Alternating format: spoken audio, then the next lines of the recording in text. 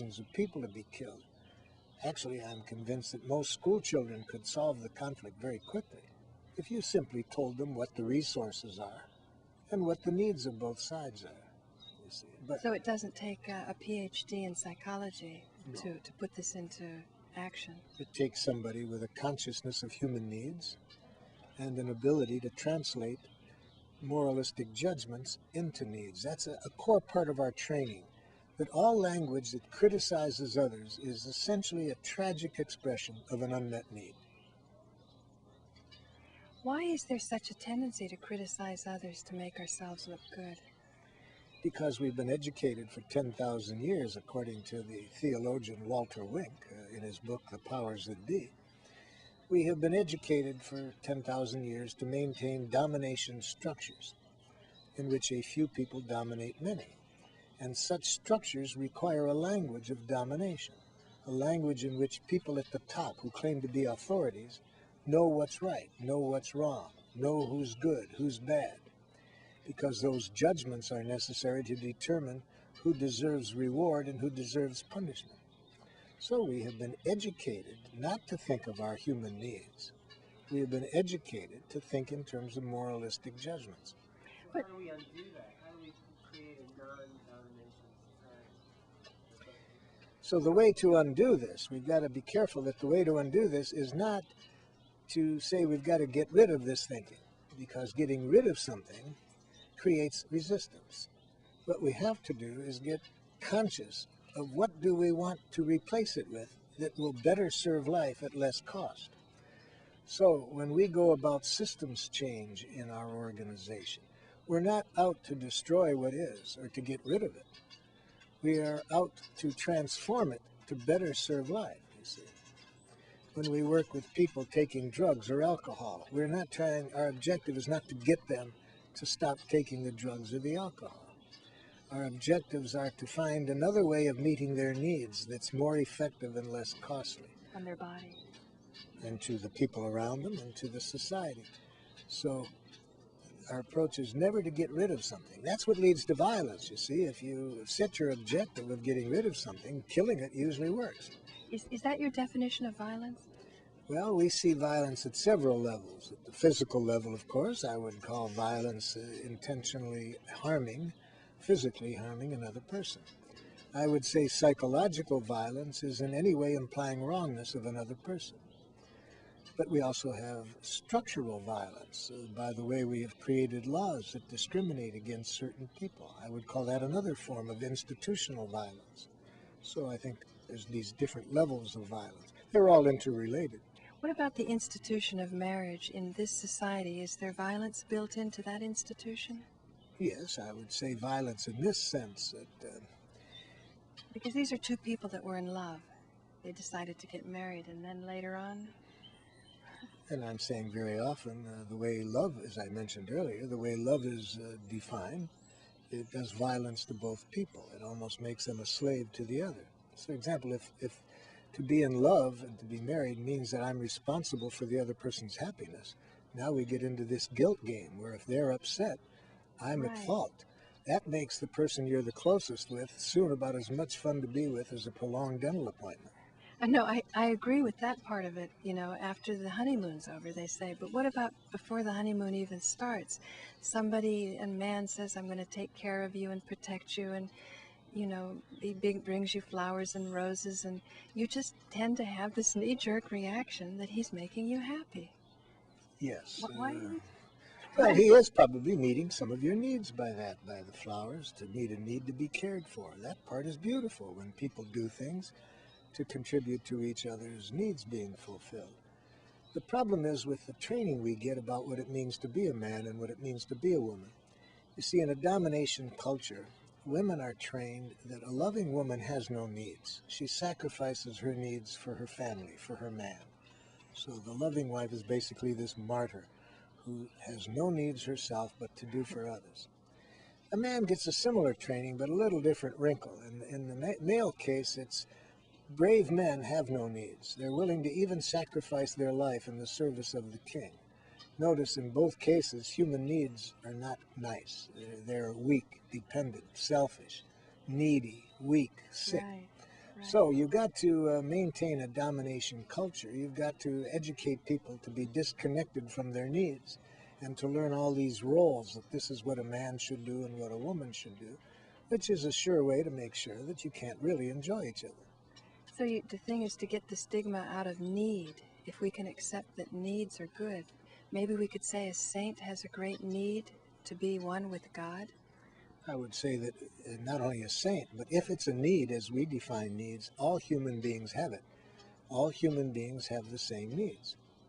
All human beings. All human beings have the same needs. The differences are in the strategies for meeting needs. You see, all human beings have a need for nourishment, physical nourishment for their bodies, Right. food. But of course, what is the strategy for meeting that? In some countries, they eat quite different foods to meet that need. So strategies differ from, culture to culture. Right. But all human beings have the same needs. But we don't get educated to express these needs because people do not make good slaves when they're in touch with their needs. So if you want to educate a vast majority of the public to be nice, dead people so that they'll fit into corporate structures and do life-alienated work, you've got to educate them not to be in touch with needs. You've got to educate them to work for rewards in the form of approval or money, or to be afraid of punishment, that you'll get fired.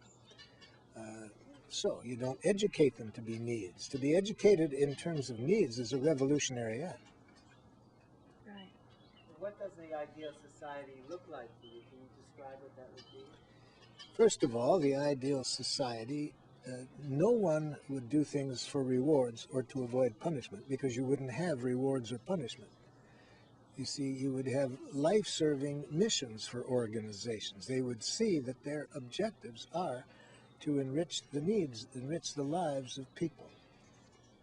So, second characteristic I've already mentioned. Power with tactics would be used, not power over tactics. Power with tactics are punishment, reward, guilt, shame, duty, obligation. Power with requires communication so that people can see how their actions are in fact nourishing life.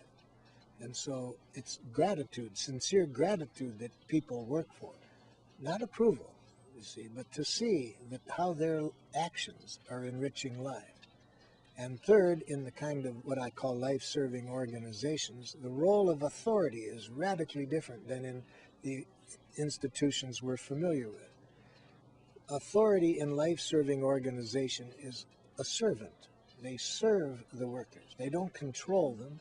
They serve them. If they have expertise, it's in this to serve the workers so that the workers can serve the life-serving mission. So these are a few characteristics of a life-serving organization, whether that be a family, a school, a corporation, or a government. Do you think as a person practices nonviolent communication, their needs change? No, you see, our needs never change. Our needs are always the same as all other people in the world.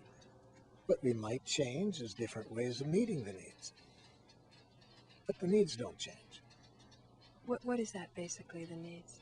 The needs, it's life-seeking fulfillment within each one of us. Trees have needs. Bees have needs. Humans have needs. All living phenomena have needs. It's life-seeking expression. So they're seeking greater happiness. They're seeking fulfillment. Fulfillment. The happiness comes as a result of the fulfillment. We're not after the happiness. Life is not to live happily ever after. It's to laugh all our laughter and cry all our tears. Life at times requires sadness. Needs don't get met. Life and death go together, you see. Life is a process. It's ever-changing. When needs don't get met, you'd say that is that the tears and the sorrow is beckoning a new chapter? I would say that the pain is nature's way of mobilizing us to better meet our needs. The sorrow says, a need of mine isn't getting met. It mobilizes me to do something about it. And so we want to tune into that. We want to live that to make our life. We want to tune into our sorrow. We want to turn into our joy. We want to celebrate when our needs do get met. And we want to mourn when they don't get met. But we probably wouldn't have the same society. We might not have factories. We wouldn't have laws, and we wouldn't have a lot of things in the culture you're describing. Well, certainly we wouldn't have consumerism mixed up as a human need. I think we would have factories that would create life-serving things like clothes and other things that serve life. I think they would be much more local. I don't think they would be controlled by international forces. Why do people like to have things? What is consumerism? They're educated. If you read the book by Michael Lerner, Spirit Matters, I think he does a good job in that book of explaining what he calls misrepresentation of needs. Our domination cultures want to educate people so they get needs mixed up. For example, they educate you to think you need approval. You see, we don't need approval. And then you get the big car and exactly. the diamonds. We think we need to get this approval from others by how we can consume, what we own. But that need for approval is really not a human need. If we really wipe away the false education, here's what it is. We all have a need to contribute to life. Right. But how do I know whether I've contributed to your life unless I receive some sincere gratitude? So if you tell me how a meal I cooked really enriched your life, right. It's not that I did it for the gratitude, but the gratitude gives me confirmation that my need to contribute to your life was met. So that gets all distorted in a domination culture, and we educate people to think that they need the approval. And so the cars and the things become symbols of approval being given? Oh, yes, yes, especially if you were raised in Detroit, Michigan, like I was. When I went to my 10th high school reunion, the first question everybody asked everybody was, what car are you driving? You see, that was the determiner of how you've made it in life, what size car you can drive. Mm-hmm. But that's a distortion. That's a distortion of this need to contribute to life with this thinking that we need approval. Do you think there's any basic difference between the needs of men and women, and that if there is a basic difference, that can be the quote-unquote eternal conflict? Well, as I've said, I think all human beings have the same needs. I think men and women have the same needs. Certainly, cultures teach men and women different ways of getting needs met, and they also teach them it's okay to have some needs if you're a man, but not others, and maybe women get different training. But both men and women have the same needs. I'm thinking of beings who talk about enlightenment and liberation, saying that any qualification that you might have is not who you are. You're obviously not the person defined by the car you drive, or even the person defined by the body that you have. As you learned when you were young, people were not liking you for the color of your skin or religion. And yet it can go even farther, that we have no qualification whatsoever, including being a man or a woman. And a very an enlightened person that I met, Sean Klein, said that as long as there's a man and as long as there's a woman, there can never be understanding. Ask me whether I'm a man or a woman. Are you a man or a woman? Some of the above, none of the above. All of the above and more, of course. It sounds like you're describing sainthood. No, I'm just really describing what I think exists. I don't think any label using the verb to be dehumanizes people. Anytime you think of yourself, what you are, or what somebody else is, I think you lose the beauty and the awe and the wonder of this living phenomena. So one of the things when we work with parents, we show them that the worst thing you can do is see these younger people you're living with as a child. The very label child keeps you from seeing the full humanness of this person. Right. But I still feel that's a quality of a liberated human being. Sainthood. You always say you don't have to be a saint to practice nonviolent communication, but I see when I read about it and watch the results, you show people how easy it is to achieve virtue that has been considered exclusive for the very elite. But I see whole cultures that live this way. Then they're all saints by that definition.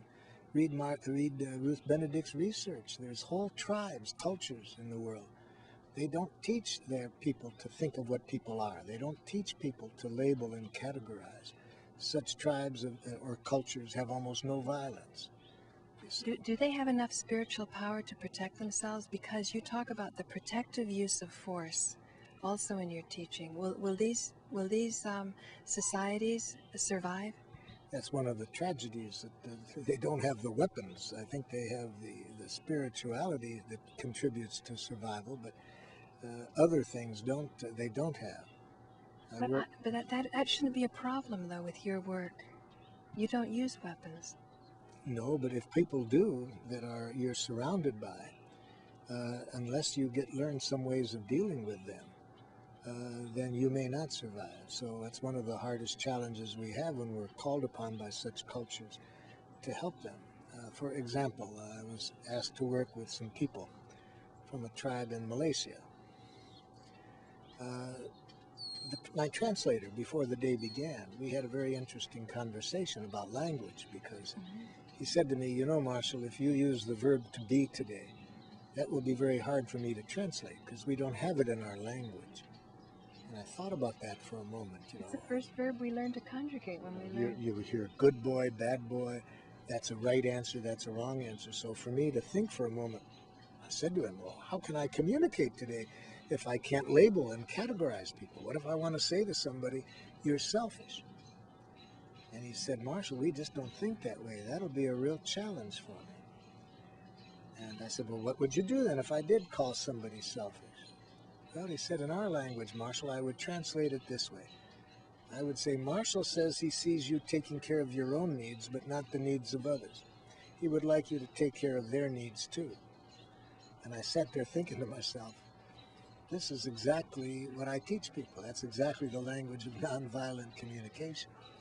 So then the sad question is, why was I asked to work with them if they do naturally what I teach people around the world to do? And the sad reason for that was that this tribe had been living peacefully in the middle of the jungle for several generations, but they were living amongst trees that have great value in the outside world.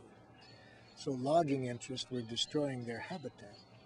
And their one senator for 60,000 people in the Malaysian government heard of work we were doing in Malaysia, and he asked if I would work with their people to show them how they might communicate with these people around them that are coming in now with this different way of thinking. They think they have a right to this because they paid money for it. They think they have a right to use weapons to clear them off the land.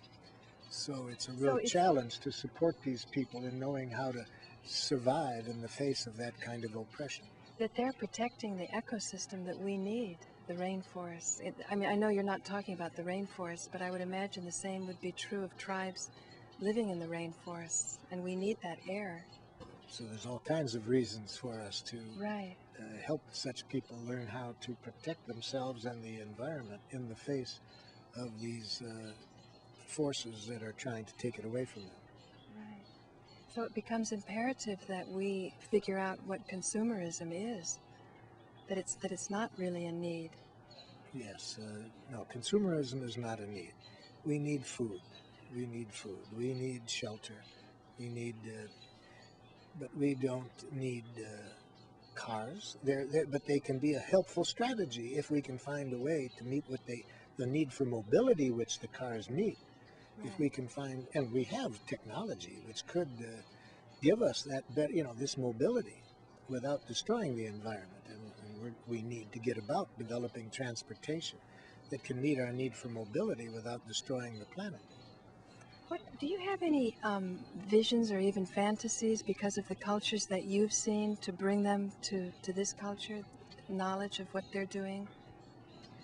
Well, yes, I have studied Ruth Benedict and Margaret Mead and other anthropologists to see how cultures have existed in the past, how met their needs, especially the ones that, at least from anthropological evidence, seem not to have had much violence. I've tried to learn from them what we can bring and learn in our culture. I mean, that we should have more shows about these people's lives, going in, documentaries maybe? Oh, I think we need to learn from them, yes, very much so. I think we need to learn from people like William Ury in his book, The Third Side, who's gone back and studied such cultures for thousands of years and he's seen cultures that didn't have violence. We need to have him and others like him share their knowledge and show us what we can learn from those cultures to bring us back to the state where people can get their needs met without violence. Can consumerism be even something like fishing for compliments? Like you were saying, when a little girl is judged, oh, you're such a sweet little girl, that's actually a disservice to her? Compliments and praise, I think, are equally violent as negative statements like insults. Because notice, both of them are using the same language form. They are both using categories. We're putting people in a category when we say you're a stupid idiot or when we say you're a brilliant person. We're dehumanizing the person in both of them. So rather than giving a compliment or praise, our training shows that people will get much more out of your sincere gratitude. If that's what you're trying to do, is give a sincere gratitude. Don't tell people what they are.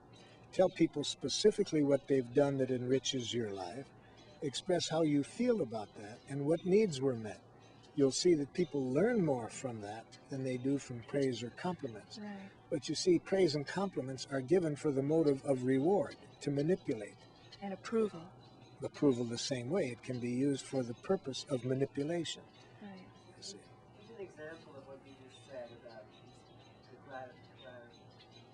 The gratitude. For example, let's say that I'm a teacher and a student has done a paper, just written a paper. If I say good paper, that's a very good paper, you're a good writer, that has almost zero information value in terms of learning. But if I say the number of facts that you quoted in this paragraph, I felt very delighted with that because it really fulfilled my need for greater clarity about this subject. I've given the student a much clearer idea of how I benefited by this performance. That's what we call sincere gratitude. It's based on needs that were met. That's much more honest, and it's much more supportive of the learning of a student, for example. And they'll have greater fulfillment in their life purpose. Right? They'll see how their behavior has contributed to somebody's well-being. In this case, by putting this number of facts in the report, it contributed to somebody's clarity about the subject matter. Right. That's far more valuable information than the judgment, good paper. So if you say good paper, you kind of keep the person up in their head, and they live life waiting for one compliment after another and trying to avoid the blame. And then you perpetuate a domination culture because you have educated them that the main job is to do what authority thinks is right. Right. But I'm also thinking the next step, too, we can get kind of addicted to the compliments and then that approval and then that need for the cars and all of the things that are destroying the environment. Exactly. And it's the purpose of schools, is to educate students to be nice, dead people. Right. Because that's what industry requires, nice, dead people who will do work without questioning whether it serves life. They'll do it just to get the boss's approval. I work with managers who tell me that they have just been in other training that taught them to make praise and compliments to employees daily, showing that the production goes up if you give praise and compliments. Teachers have been told the same thing. Praise and compliments will increase students' performance. I tell both teachers and managers that I've seen that research, and it does work for a very short time until people see the manipulation in it. Right. And then it no longer increases production, but what's worse, it destroys the beauty of gratitude. Now you can't even be sure when somebody is giving some gratitude, whether it's sincere or whether the person is using it as a device to get you to do what they want. Right. You pick up on the manipulation and you resent it. And this is what our schools do, because it's their job to train people to work within structures in which they'll work for praise, approval, salaries, and they won't look at whether what they're doing is polluting the environment, whether it is destroying the work experiences in other cultures, exploiting other cultures. Right. No, people have been educated to go in and put in your 8 hours a day working for the salary and for the approval. Is nonviolent education important to teach in schools, refugee camps, or corporations, or all of them? Well, we call them life-serving educational schools, and we have right now about 1,000 of them in Israel. We have some in Palestine. I've written a book called Life-Serving Education, in which I outline what these schools are like and how different they are than the usual public schools. We have a few in the United States. We have some in Italy and some in Serbia, Sweden. So yes, the education is quite different. First of all, in life-serving education, the teachers and the students work as partners.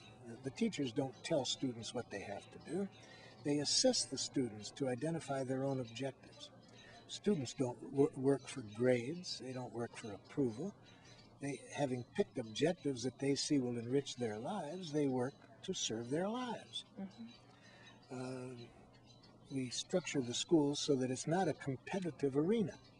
It's an interdependent community, so that all of the students contribute to one another's well-being, learning. If a student has just learned something and some other student wants to learn it, instead of competing on a test where the one who's learned it is going to get a higher grade, the one who has already learned it turns around and teaches the other, so that everybody is both a teacher and a student. Wow. I'd like to ask you a few questions about enlightened people, and I realize even to use the word enlightened by how you define it is in itself violent. So let's say some people I've run across who've had almost a quantum shift even in their physiology and their whole attitude and the way they look at life. At least I feel that's serving my need better to relate to you the excitement I have about individuals who are developing. I like that way of describing them. You're telling me that there are certain people who the way they think, communicate, stand, sit, whatever, do it in a way that you are pleased with, you're excited about it, meets some basic needs of yours. So you're not saying they're enlightened, you're describing what goes on in you when you're with those people. Right, and I thank you for helping me with that clarity. In any case, one individual's name, her name is Byron Katie, and she felt at about 43 years old, she had, she calls it, she got some clarity, is how she said. And then she found that there was a natural invitation to help others in her life.